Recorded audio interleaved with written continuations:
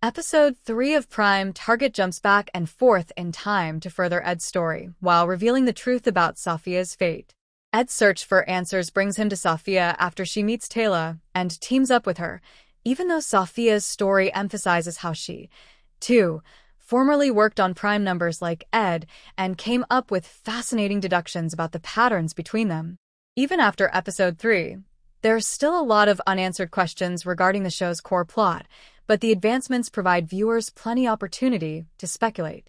The 2025 Apple TV Plus series still has a lot to explore regarding Malander's relationship with the Kaplan Institute and the reason behind his death in Prime Target Episode 2. The connection between Ed's prime number research and the ancient writings on a prehistoric wall in Baghdad has also not been completely revealed by the show. But Ed and Taylor move closer to learning the truth about who has been pursuing them and the wide-ranging ramifications of Ed's mathematical discovery in Prime Target's third episode. Many mathematicians who begin studying prime numbers and try to identify patterns among them end up in difficulty in Prime Target. Because of this, it's difficult to avoid questioning whether prime numbers can truly be so significant. For a long time, prime numbers were not thought to be useful in the actual world because they can only be divided by 1 and themselves. Nonetheless, their application has expanded dramatically, particularly in the fields of cryptography and cybersecurity. Their irregular density and distribution along the number line is one of the main factors contributing to their increasing use in security systems.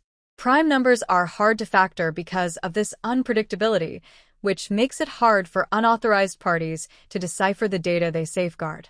Through the acquisition of forbidden information, the mathematicians in Prime Target are able to recognize the fundamental patterns in prime numbers. They pose a serious risk as a result of this finding since it gives them access to practically all of the world's main cryptography systems. They can use their newly acquired knowledge to hack almost anything, including internet financial systems and government communications. Thus, when enigmatic but influential groups find out about the tools they have obtained, they aim to eliminate them before their information ends up in the wrong hands. This explains why Malander's murder occurs shortly after he begins working on Edward's equation for prime numbers. Following the introduction of Sophia as an enigmatic character from Malander's past, flashbacks in Prime Target's Episode 3 disclose the truth about her fate. Ed discovered that Safiya had a complex relationship with Malander and committed suicide 30 years prior in Episode 2 of Prime Target. According to her backstory, she was also working on a thesis that focused on identifying patterns among prime numbers. She was also dating Malander at this time, but one day Malander abruptly stopped seeing her and vanished.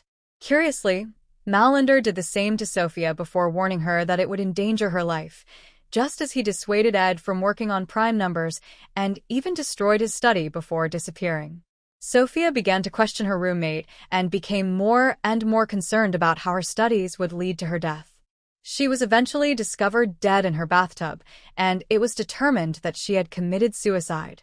Given the series' subliminal hints that Malander was slain for working on prime numbers, Safiya was probably also assassinated for the same reason.